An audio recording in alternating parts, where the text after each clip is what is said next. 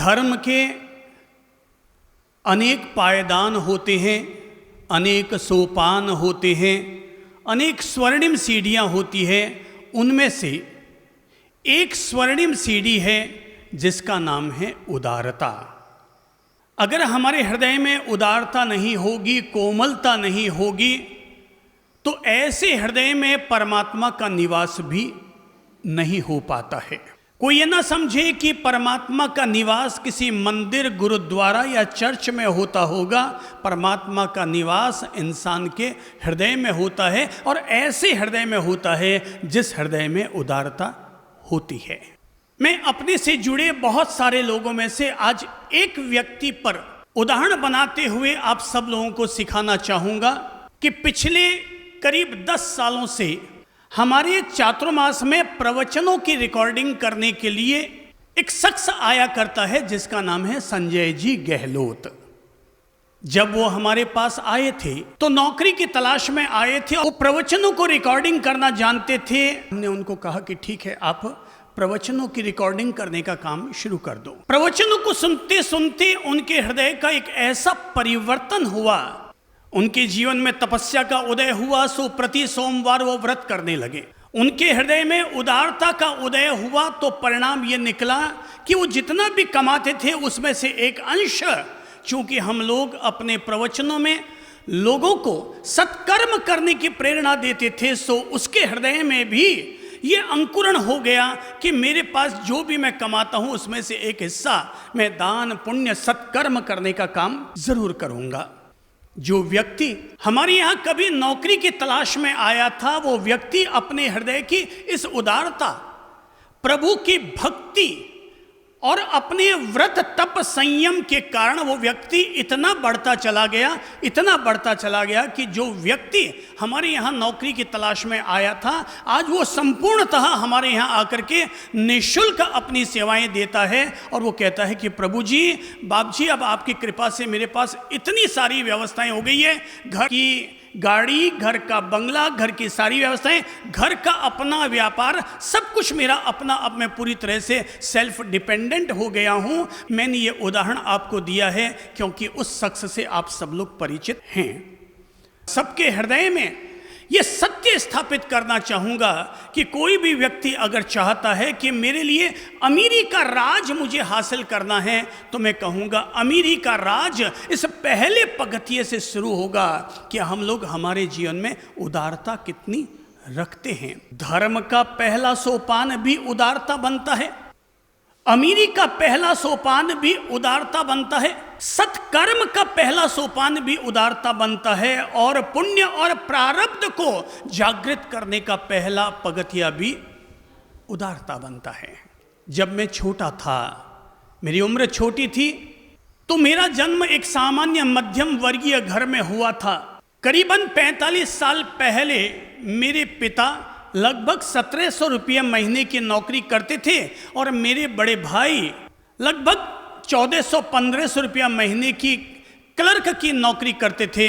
लेकिन मध्यम वर्गीय होने के बावजूद हमारे घर में अगर कोई विधवा महिला राशन पाने के लिए आ जाती थी कि साहब मेरे घर में बच्चों को पालने के लिए कोई व्यवस्था नहीं है, तो मेरे पिता उस घर की हेल्प करते थे, उस विधवा महिला की हेल्प करते थे।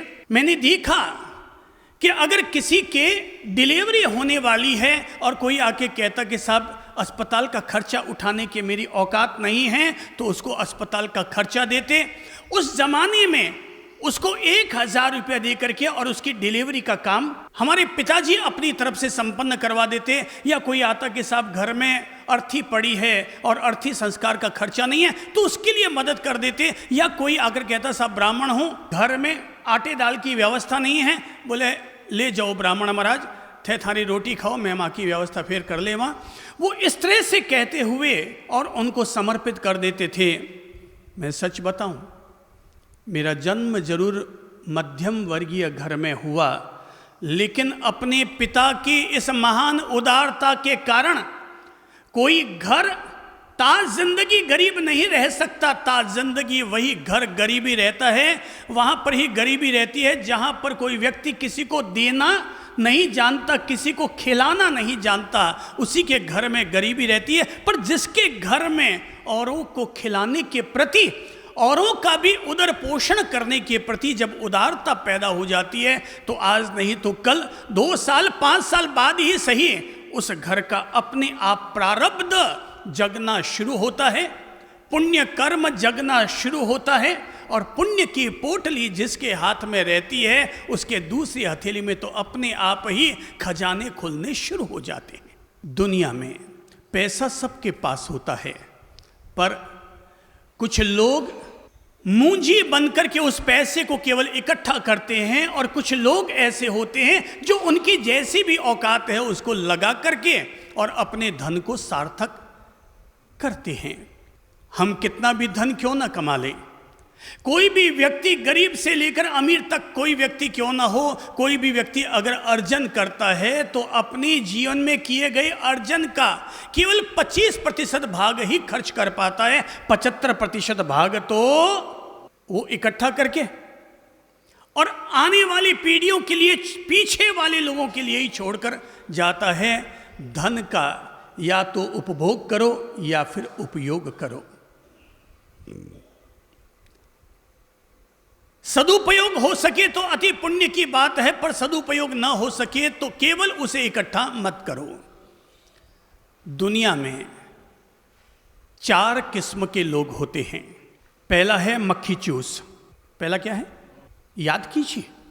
हालांकि अपन सभी लोगों में उदारता है, उदार मना श्रावक है आप सभी लोग, पर अगर अपन में से कहीं कोई भूला भटका ऐसा प्राणी हो जो कंजूसाई करता हो, तो मैं उसको सिखाना चाहूँगा, प्रेरणा देना चाहूँगा और उसे बताना चाहूँगा कि आपके लिए धनवान होने का मैं एक राज खोल सकता हूँ। धनवान होने की एक खिड़की, जैसे घर की एक खिड़की खोल दो तो आसमान से ढेर सारा सूरज का प्रकाश हमारे घर में आ जाता है, ऐसे ही अगर उदारता की खिड़की खोल दी जाए तो ढेर सारा खजाना हमारे घर में, परमात्मा के घर से आ सकता है। तो मैंने कहा 4 किस्म के लोग। नंबर 1 पहला है मक्खी चूस, दूसरा है कंजूस, तीसरा है उदार और चौथा है दाता। 4 किस्म के लोग दिमाग में लीजिए। नंबर 1 मक्खी चूस, नंबर 2 कंजूस, नंबर 3 उदार और नंबर 4 दाता।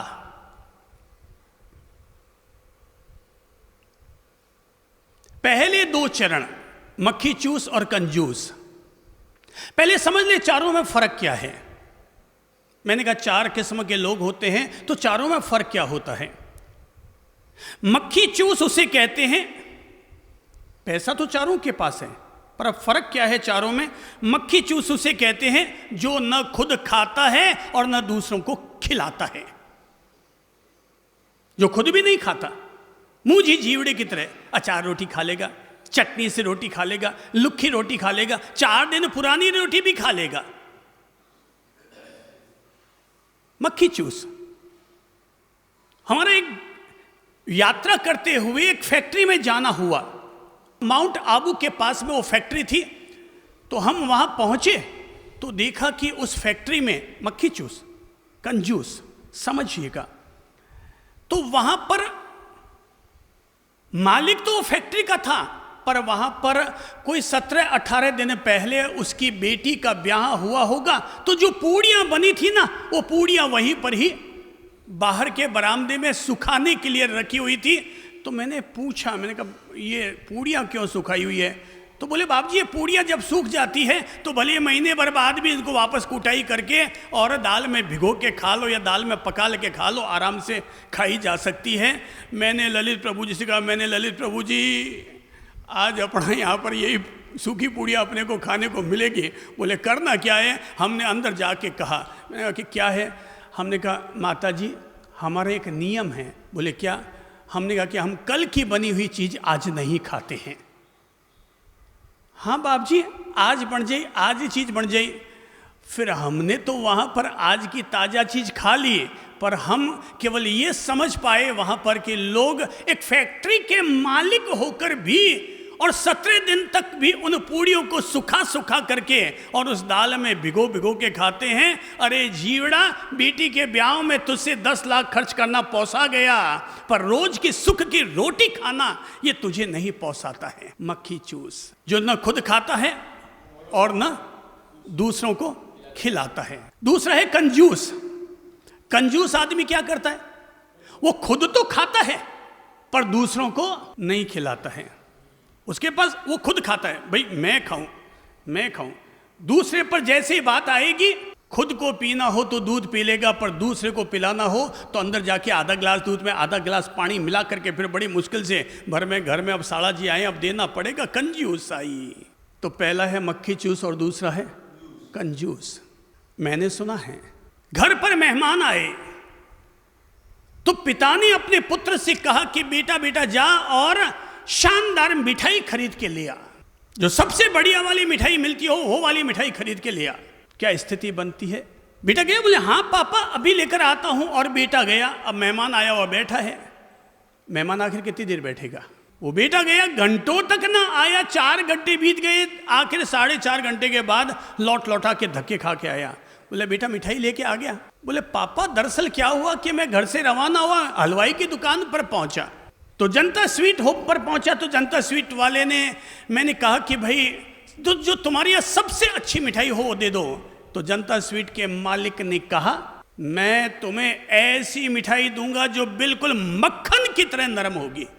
तो मेरे मन में आया कि वो कह रहा है मक्खन की तरह नरम होगी, तो फिर मैं मिठाई क्यों खरीदूं? मक्खन ही खरीदने जाऊं ना। तो मैं उस दुकान को, जनता स्वीट वाले को छोड़ा और मैं सरदारपुरा की तरफ गया और वहां जो मक्खन बेचता है उसके यहाँ चला गया। तो मैंने उससे कहा भाई एक काम कर, तू आधा किलो मक्खन दे दे। उसने कहा चिंता मत कर, मैं तुम्हें ऐसा मक्खन दूंगा जो बिल्कुल शहद की तरह स्वादिष्ट होगा। तो मेरे मन में आया कि जब शहद और ज्यादा बढ़िया होता है तो मक्खन को छोड़ू ना, मैं शहद की दुकान पर जाता हूं। और चला आया, चौराहे पर पतंजलि का शहद बिक रहा था। मैंने कहा भी आधा किलो शहद दे दो, अच्छा वाला देना, सुपीरियर क्वालिटी का देना। उसने कहा चिंता मत कर, मैं तुम्हें शहद बिल्कुल पानी जैसा साफ क्लीन दिखने वाला शहद दूंगा। मुझे लगा कि जब पानी, वो शहद मुझे पानी जैसा देगा तो क्यों ना मैं पानी ही लेकर जाऊं ना।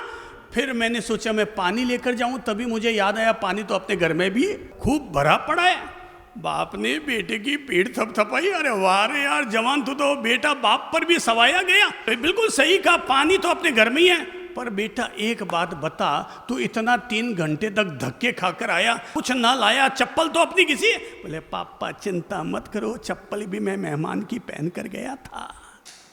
चप्पल किसकी पहन कर गया था? मेहमान की ही चप्पल पहन कर गया था। मक्खी चूस कंजूस, न खुद खावे न दूसरों को खिलावे। रे जीवड़ा, ये भेड़ा करने की आदत छोड़ो, क्योंकि सब जीवड़ों को यहीं पर छोड़कर जाना है। उपभोग करो या उपयोग करो। कुछ लोग तो दुरुपयोग करते हैं, वो धन का दुरुपयोग करते हैं, उनकी वो जाने, पर कम से कम उपभोग करो या उपयोग करो। मैं कहूँगा आधा तुम उपभोग कर लो और आधा उसका उपयोग कर लो। अगर हम उपभोग कर लेंगे तो कंजूसी मिट जाएगी और उपयोग कर लेंगे तो उदारता का जन्म हो जाएगा। हमारे हृदय में, हमारे अंतर मन में उदारता का जन्म हो जाएगा। मुझे खुशी रहती है कि अपने यहाँ जितने भी सदगृहस्थ आते हैं, जितने भी गणमान्य श्रावक आते हैं, हमने उन सब लोगों के हृदय में उदारता को पैदा किया है। कोई अगर मुझसे पूछे कि साहब आपने क्या पैदा किया, तो मैं कहूँगा मैंने लोगों के दिलों में उदारता को पैदा किया, उदारता को जन्म दिया। देखो ना, अभी इसी रविवार को अपन लोगों ने तय किया था कि चलो चातुर्मास के दरमियान अपन हर रविवार को एक गाड़ी घास की गौशाला में भिजवाते हैं। प्रवचन तो समाप्त हो चुका था। उस समय यहाँ पर केवल 15-16 लोग थे और मैंने उन 15-16 लोगों में से कहा कि चलो भाई अपन लोग एक तय करते हैं कि हर रविवार यहाँ से हरी घास की एक गाड़ी अलग अलग गौशालाओं में भेजने का मन बनाते हैं। सबने कहा बिल्कुल ठीक है बाप जी, बिल्कुल कीजिए। और मैंने कहा चलो भाई, पहला नाम डालते हैं आदरणीय जीजी साहब का, कमलाबाई साहब का नाम डालते हैं। अब गाड़ी मंगा ली गई थी और आप ताज्जुब करेंगे 15 लोगों में भी 10 गाड़ी का इंतजाम हो गया कि 10 गाड़ी, अमुक एक गाड़ी इसकी तरफ से, एक गाड़ी उसकी तरफ से, एक गाड़ी उसकी तरफ से, और यूं कर करके 10 गाड़ियों का इंतजाम हो गया। कितनी बड़ी बात है? ये उदारता, अपन सब लोगों के हृदय में उदारता का जन्म हुआ, तब ये इस तरह से संभव हो पाता है। बाकी मूंजी जीवड़ा तो न खुद खाता है न दूसरों को। वो कहते हैं एक गाड़ी और ऐड कर लो। अरे भाई ये मुझे पता है, ये तो अपन संबोधि धाम के लॉकडाउन के दौरान या अपन लोग सीमित संख्या में ही अभी सत्संग कर सकते हैं। अभी अगर गांधी मैदान में सत्संग करें ना, तो साल के अगर 52 रविवार होते हैं तो विदिन 5 मिनट में 52 की 52 गाड़ियों की व्यवस्था हो जाती है। पता नहीं प्रभु के घर से मैं क्या वरदान लेकर आया हूं कि जब जो मानव कल्याण करने की, जीव दया करने की, पशु कल्याण करने की कभी भी कोई इच्छा होती है और जैसे लोगों के सामने रखता हूं, हाथों हाथ 5 मिनट में उसकी व्यवस्था हो जाती है। ऐसा इसलिए होता है क्योंकि मैं कभी धन के संग्रह में विश्वास नहीं रखता, धन के परिग्रह में विश्वास नहीं रखता। मैं फिर कहूँगा धन का उपभोग कर लो या उपयोग कर लो। अरे आधा तुम अपने लिए उपभोग कर लो तो आधे का तो उपयोग कर ही लो। तो जब जो बात उठती है तब वहाँ पर वो बात पूरी हो जाती है। हर शहर में जब जहाँ जो दिल में अंकुरण उठता है वहाँ पर अपने आप व्यवस्था हो जाती है। पता नहीं मैं प्रभु का क्या वरदान उन्होंने मुझे दे रखा है कि जब मुझे जिस चीज़ की ज़रूरत होती है वहाँ पर उसी समय कोई न कोई ऐसा प्रकट होकर के आ जाता है और कहता है साहब हाँ मैं तैयार हूँ, और ये उसकी व्यवस्था बैठ जाती है। ये कोई कम मामूली बात नहीं है कि जब संबोधि धाम के लिए ज़मीन ली थी उसी दिन प्रण कर लिया था कि बिना किसी से पैसा मांगे संबोधि धाम का निर्माण होगा। और आप सुनकर ताज्जुब करेंगे, तब से लेकर आज तक कभी किसी से संबोधि धाम के लिए पैसा नहीं मांगा गया। अपने आप आता है, लगता है, कौन दे जाता है, कब क्या उपयोग हो जाता है कोई पता भी नहीं चलता। तुम अगर सत्कर्म की खेती करते रहोगे तो याद रखो परमात्मा किसी का भी ऋण अपने पर चढ़ाकर नहीं रखते। तुम जितना ज्यादा सत्कर्म करोगे परमात्मा के घर से तुम्हारी पीछे से झोली ला करके भर दी जाएगी।